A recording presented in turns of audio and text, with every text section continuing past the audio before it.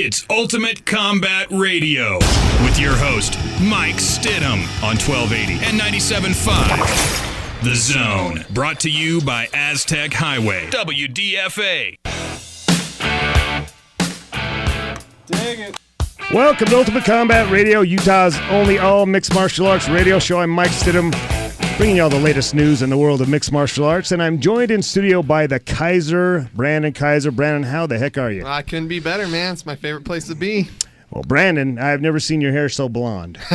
Well, thanks to the MMA babe, Robertina. I got that whitened out last weekend. Speaking of the MMA babe, I'm happy to say that the first couple of MMA is back in action here. Bob and Joe, you were gone last week. It's great to have you back. We're happy to be back. Well, I am. I don't know about Joe. I'm happy to be back. Joe, you happy to be back? I'm thrilled to be here, Mike. All right, well, good stuff. All right, coming up on the program, we're going to be chatting with Strikeforce lightweight Bobby Green. He's on a 2-fight winning streak in Strikeforce, now training here in Utah, so you want to stick around for that. Let's get right to the poll question this week. And Robertina, let's say hypothetically our listeners wanted to call in and respond to the poll question. How would they go about doing that? They can call us at 470-570 or 670-1280. Text us at 53318. Text in zone and whatever you have to say. Or facebook.com/Ultimate Combat Radio. All right, well, good stuff. Now, the question this week, and it's on our Facebook page, is who is the best fighter in Utah? Now, it's gosh, you know, when I came up with this question, I thought it seems like we just did that question not too terribly long ago. But I actually researched it. It's been a year, so a lot has changed. The landscape of MMA has changed drastically in the past year.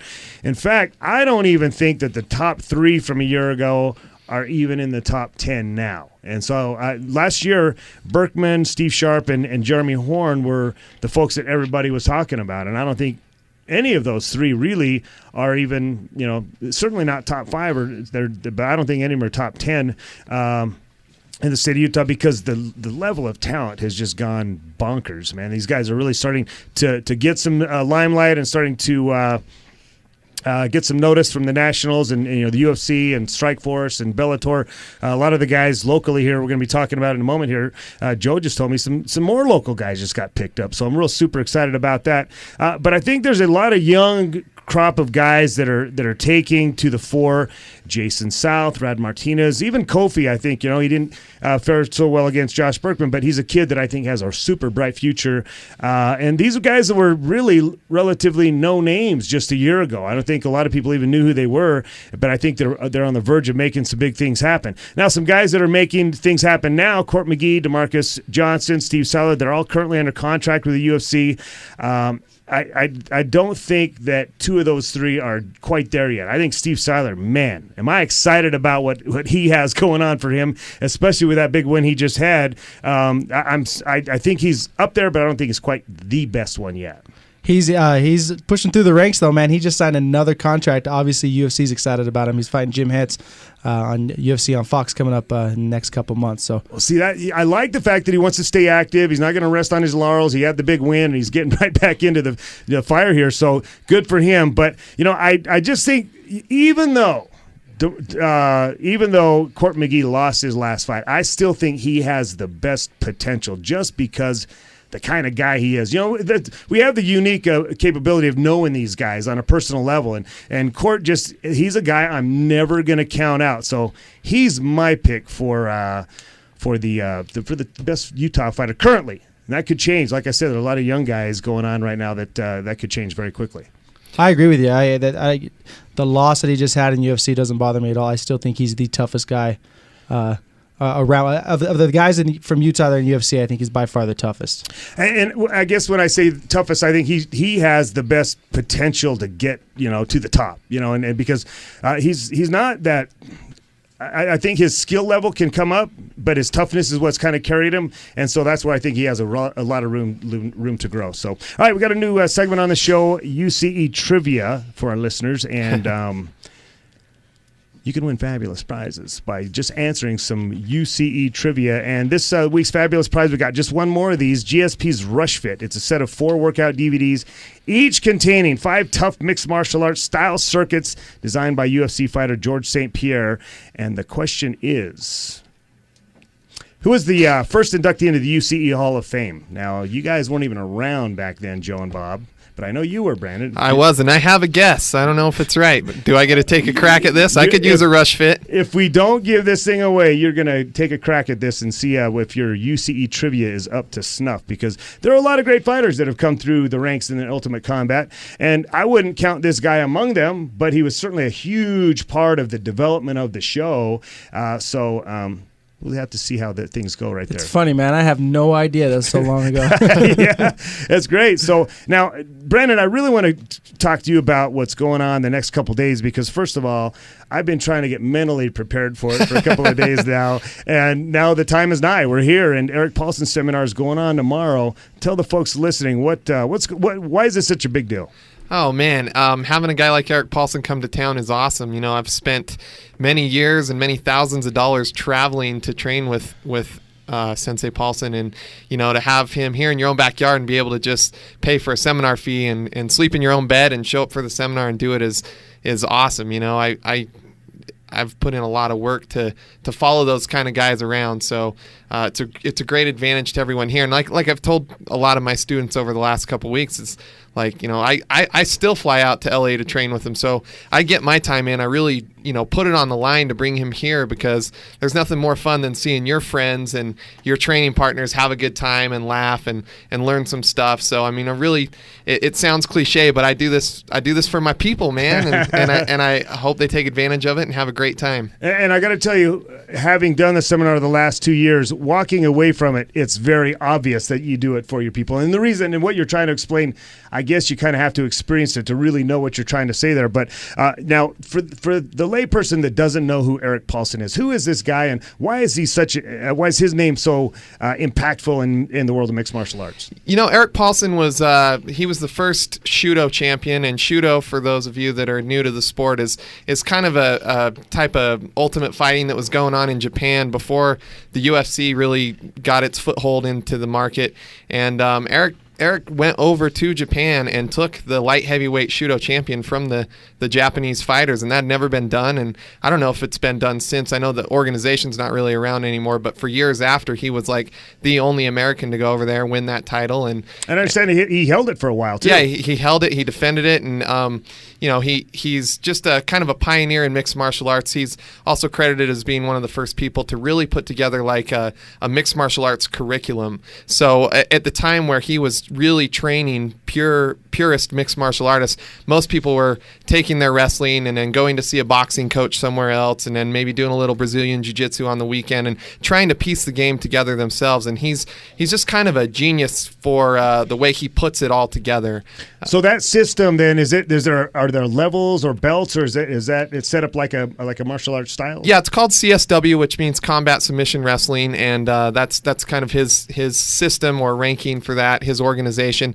And there's titles. So in, you know, Brazilian Jiu-Jitsu, you might be like a white belt, then a blue belt, and a purple belt. In CSW, there's like 5 student levels and then coaching levels. So you can progress through the curriculum like that. So for the person that knows absolutely nothing about what we're talking about, martial arts styles and that kind of thing, give us some names of some people that maybe they'll recognize that have trained under him and that he's been able to benefit their careers. Yeah, you know, Josh Barnett is somebody who Eric Paulson's been working with for years and who you'll often see in his corner.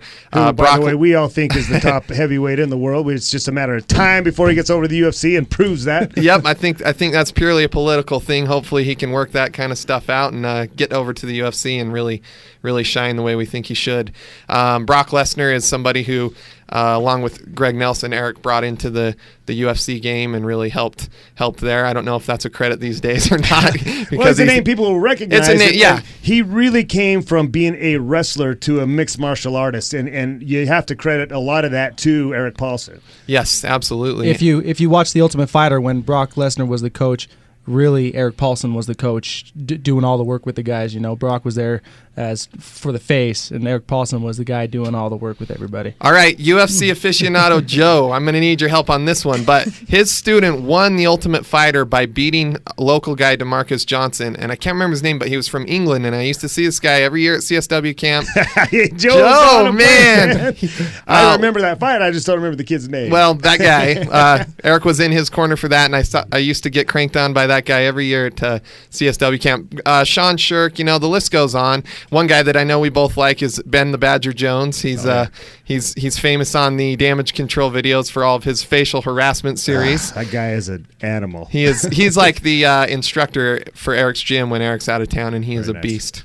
All right, well, Joe, now you piped in a moment ago. First of all, let's wrap that up. Where can people, if they were interested in maybe checking out the seminar, how can they go about doing so? Just give me a call, 801-828-8504, or, we'll be giving out contact information for the radio show itself. You can reach us on the Facebook page or that way as well if you have any questions. The seminar is in Salt Lake at the Bernalis Institute of Martial Arts, and you will see the radio crew there. We'll all be there. We'll be throwing down and having a good time. And it just, as a heads up, last year that he wrapped the seminar up with a gang fight. Like he put half the people on one side of the room and half of the people on the other side of the room, and we got after it. It was the funnest sparring session ever. You gotta show up. If nothing else, come watch that because it's gonna be a lot of just fun. to watch Yamasaki go to town with that. Yeah. All right, now Joe, you piped in a minute ago about the Ultimate Fighter. Let's talk about the Ultimate Fighter because it's going on right now, and in fact, isn't it on tonight? They're doing it live on Fridays, aren't they? They do every Friday. They it's semi-live, so they'll tape during the week, and then they edit it, and they do what happened in the house and in training, and then come out and have the live fight at the end of the night.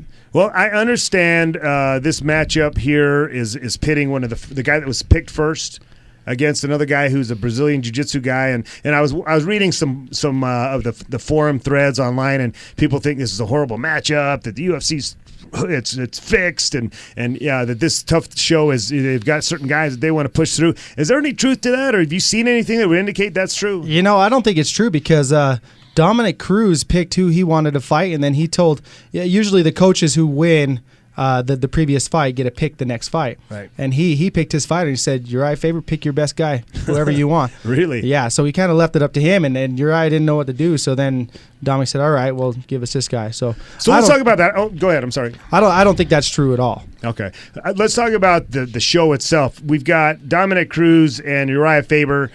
These guys, they don't like each other. They hate each other. And they're so evenly matched. And so that's what I think is exciting about this season. Not the live thing. I mean, that does nothing for me. But I'm just excited about seeing the finale where these two are going to face off against one another. How can you not want to watch that fight? We can watch that fight over and over and over. Like the last time they fought with 5 rounds, and we wanted 5 more. It's just. And I got to say, I blame these two for my wife now is an MMA nut, and it's because of their fight. She watched it and she recorded it, and she watched it probably 50 more times afterward, and she doesn't stop talking about it. Now, Joe, last week we were sort of debating the topic about whether or not it's more entertaining to watch a fight where guys hate each other. Do you find any more appeal in a fight where two guys just really have bad blood? Does that get you more excited for a fight, or are you purely, is your interest based purely on the matchup itself? I don't think people hating each other. It doesn't hype it up for me. I just like when there's 2 great fighters going at it. It doesn't matter what the story is behind it. I just like watching good fights. And what about a season of Tough, since you are a loyal follower of the show? Is it more entertaining to watch a season of that when 2 guys really dislike each other? Well, yeah. Have they ever had a season where 2 guys didn't dislike each other, where guys were like, yeah, we're cool, but we're going to fight at the end? So. Brock Lesnar, JDS, they didn't really do much. One of them barely spoke English, so they didn't, They talk crap on each other. But no, it's a reality show, and they can't do a full episode of nonstop training. People wouldn't watch it, so they need that controversy and that So it's entertaining to watch, but ultimately I like to watch it for what happens at the end of the show, and you DVR and fast forward. I know we've got some loyal listeners, Mike, because after our last show, I got the biggest personal response I've ever gotten from people via text message, phone calls, and in person, telling me I was so disappointed to hear that you liked people to hate each other before a fight, and it was kind of funny for whatever it means. I don't know, but they were like, I really thought Mike was going to be the one to take that position, and that you were going to be like the peace and love, happy guy that said it was just a sport, and I still stand by that. I know what it means is you guys have been spreading rumors about me. Guys, I got to ask you, when you fought, did you have to hate the guy that you fought? Not at all. No, it's totally a contradiction to my own personality. But I don't know. When I watch the pre-fight and guys are just there's bad blood and the camps hate each other and they just want to kill each other and they don't want to touch gloves. I get sucked right into that. Maybe I'm just immature. I don't know. Man. To me, it's such a circus sideshow when that happens. That to me. When you see the Diaz brothers pushing guys in the weigh-ins and like that, to me, that's such clown show. It does nothing for me. Man, I'm trying not to take that personal. So, Mike, when you used to fight, did you hate the guy? Yes, and that's wow. Even I'll tell you, when I wrestled in high school, I used to before my match, man. I mean, I was slapping myself in the face and just getting all this hate in my head. Blaming it on me. So completely the opposite as a competitor. That I really had to just dislike you going out onto the mat or going into the ring, whatever. So it's kind of interesting. We have the opposite opinions. Now, maybe it's because I'm old.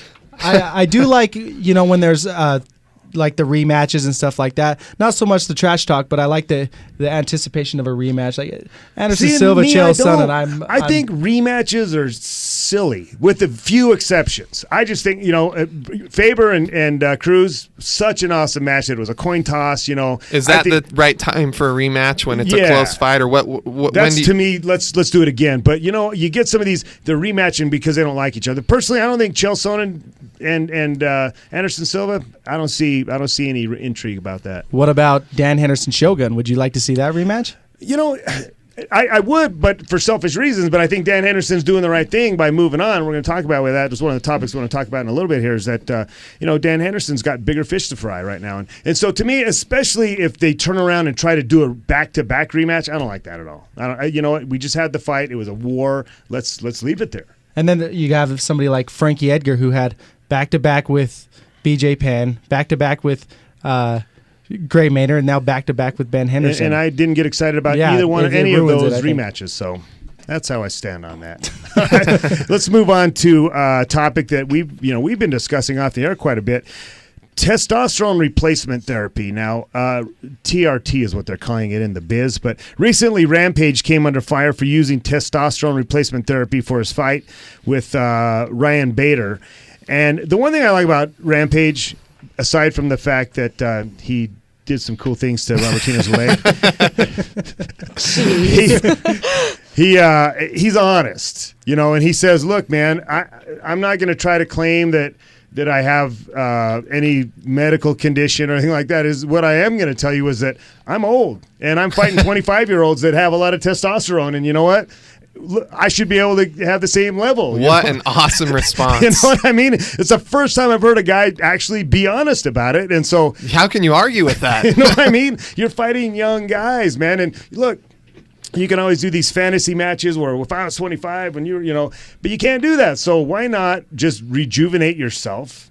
And we always talk about diet in here and rejuvenation and all that kind of stuff. Why not be able to rejuvenate as long as they're within certain parameters, and that's what they're talking about, that when you get older, your testosterone levels decrease. And so if you can use some sort of aid to put it within a certain parameter that's even with the guy you're fighting, I see no problem with that. I definitely don't have a problem with it. and he didn't do it to make himself a better athlete. He did it to heal a knee, I think, is what started. So it's not like he's doing it too cheap. He was doing it so he can get through the fight. Well, that's how he got his prescription. And that was a legitimate prescription. It was legitimately prescribed for a legitimate reason, but he was honest about it, man. Look, man, it's just leveling the playing field. So now there's this perception that a lot of fighters are using this this TRT, they're going out and they're doing a run of steroids, and then when they go off cycle, their levels go really low, and so they're going to the doctor then and saying, "Hey, I need to up my levels." And the commission, the Olympic Committee's medical commissioner actually said,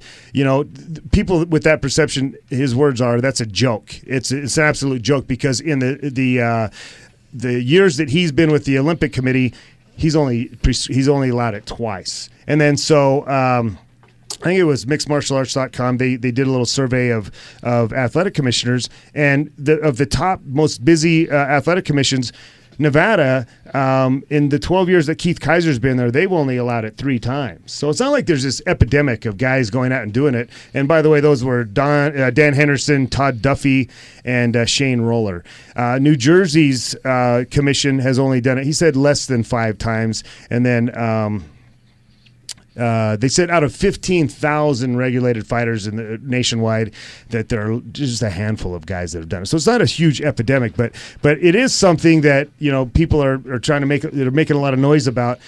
But then there's been an interesting kind of twist to this whole story, where a study was done and a paper was submitted in a medical journal that they're saying that blows to the head can cause damage to your pituitary gland, and therefore you're now going to have issues with guys having low testosterone levels, because in a sport like MMA, you're getting hit in the head a lot. And whether you can argue that it's a very safe sport now, and in the fights, but you got to remember training. Guys are getting knocked out and then coming to the gym training again the next day, and that happens a lot. So you have a new twist where they're saying that not only age is this going to have an effect, but it could be more widespread with fighters as a general rule. Oh, wow, that's interesting. All right, I'm never training again. I quit. It's funny that you say that the Athletic Commission, Nevada State Athletic Commission, only allowed it, you said, 3 times? They've only allowed it 3 times, yeah. I read an article today about a contestant on Ultimate Fighter 2. He had neck surgery, and he made it to the show, but he had neck surgery prior, and he was honest and said, he put me on TRT to help with the healing and stuff like that, and he made it to the show, and the NSAC said, nope, you're on TRT, and it was approved. It was honest about it. He wasn't trying to cover it up. He wasn't out of his limits, and they said, no, you can't come on the show. And that was for what they don't even call real bouts, because those don't count on your record, so I don't know. That's interesting, because, the article that I read, where it was actually Keith Kaiser that was saying, look, doing that is going to cause guys to do things kind of in a shady way. If they're coming out, why are you going to punish the guy that's coming out and being totally upfront about it?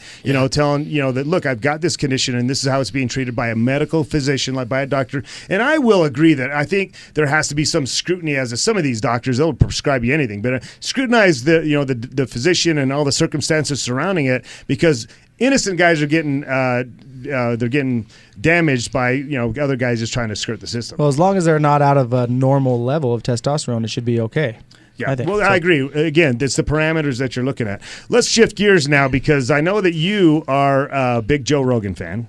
Huge. And Robertina, you're a big Joe Rogan fan. Oh, I just love him. You almost gave up GSP for Joe Rogan. Almost. I think she moved Rogan to the top of the list and bumped GSP down when he got hurt. Yeah. You know how it goes. You get hurt. No. That's what happens when That's not true. She kind of sees him as over the hill. It happened to me. My wife has way cuter younger boyfriends now, and it is. She just watches Dominic Cruz-Uriah Faber fight over and over and over. So Joe Rogan now thinks he's bigger than Fox. He thinks he's he's been doing commentation for the fights on Fox, and the producers are telling him, hey man, tone it down a little bit, because our audience is not going to respond well to your over-the-top antics. And Joe Rogan says,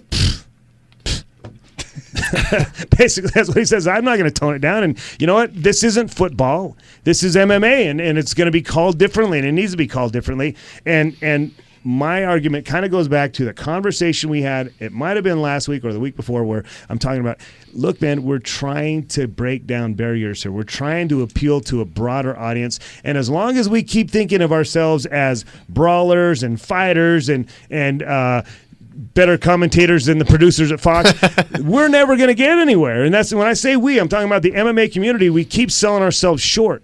And granted, you're going to call a baseball game differently than you do a football game, but Fox kind of knows the recipe for success. They've been doing this for a long time, and they've got huge audiences. And the UFC does not enjoy those kind of audiences. They have good audiences for them. They have good audiences for pugilistic sports. They do not have a wide fan base that the NFL does or the Major League Baseball does. So why do you think you're bigger than them? Go ahead, Robertina. I was just going to say, Joe Rogan's been with the UFC forever. Fox just picked up the UFC. I think I am totally siding with Joe Rogan on this. It's not football. It's not baseball. You want it to be exciting. You don't want to sit there and be bored. The commentators on The Ultimate Fighter are so boring. So boring. Okay, well, I guess, you kind of go back to it's boring to you, but what you're talking about is you're trying to appeal to a broader audience. And if you ever want fighters to be making NFL type salaries, or if you ever want to see granted, Bud Light came in and they're sponsoring, but that's one. I mean, if you want to see Chevy and the big sponsor, if you really want to get that, you've got to get the numbers. And Fox is saying you're not going to get the numbers with this type of a presentation. It's all about the packaging, and so that's their argument. I think they'll get there. They'll get the numbers. I mean, yeah. You think that keeping Joe Rogan how the he general is, public I think, is going to adapt to Joe Rogan before Joe Rogan should adapt to them? Yes. Yep. I just don't. We talked about this before. How the first Fox broadcast, they painted the canvas so there was no blood on there, and they're kind of hiding what we have fallen in love with over so many years. The UFC, Joe Rogan, it's a package that we've all fell in love with. We all started in the same place that these guys are. Why not introduce it as what it is? Because it'll never make it. Remember when you started eating when you were a child, and they gave you little spoons, and they gave you, and now you're eating those big steaks, and now you've got to spoon feed it to them, man. You've got to give it to them in little chunks and expose them to it, because first of all, you have to admit the perception already is completely negative. The average Joe, they think, is just barbaric what you do. We know otherwise because we understand the nuances of the game. To them, it's nothing different than a street fight on the street corner. And so you have to present it to them. You have to go speak their language to get them to try to like it. And it was huge. Fox took a huge risk by partnering up with the UFC. And so I think they should have a little say on how we present it. And, and as we progress, maybe. So they're going to tell Joe Rogan how to announce. Are they going to tell fighters, oh, don't break his arm, though? That's bad for TV. Don't do that. Maybe. Well, I'll who's be honest gonna with you, watch maybe, that? Here's the thing. Joe Rogan may be looking for a job if he keeps up the attitude that he's got, because, I will say this, that when I did my TV show, I was not a sports commentator. And when I first did my show, I tried to be one. And here's the problem. I'm not an actor, so I finally came to the realization, just be Mike, just do what you do. And so I was able to do my show that appealed to my audience. But then again, I wasn't, dealing with corporate Fox TV. And so I don't think I would have fit that mold either. So I know what Joe Rogan, I understand his perception, and I would have probably had the same reaction that he has. But if you really want to see it go anywhere. Aren't they kind of spoon feeding it to people anyways, because you don't see him as much as on the Fox live broadcasts and stuff like that. The free when you're not seeing Joe Rogan, you're seeing the broadcasters and like a Kenny Florian and. Well, it's because he's high and they don't want to show his slitty eyes to the audience. The only time you're really seeing him is on a couple prelims and then into the pay-per-views. So. Yeah. You don't think? Oh, go ahead. You don't think Dana White will support Joe Rogan? You think he'll go with Fox before he goes with? It's a deal killer. It's not even an option. That's not even something you can debate. Do you think it'd be that extreme that it'd be a deal killer? Believe me, if Fox says they don't want him on there, he's not going to be on there. Just trust me on that one. He can still do their pay-per-views or whatever, but if it's a deal killer, absolutely. All right, we got to take a break. So when we come back, we're going to be talking with Bobby Green, Strikeforce lightweight competitor. We got more Ultimate Combat Radio when we come back.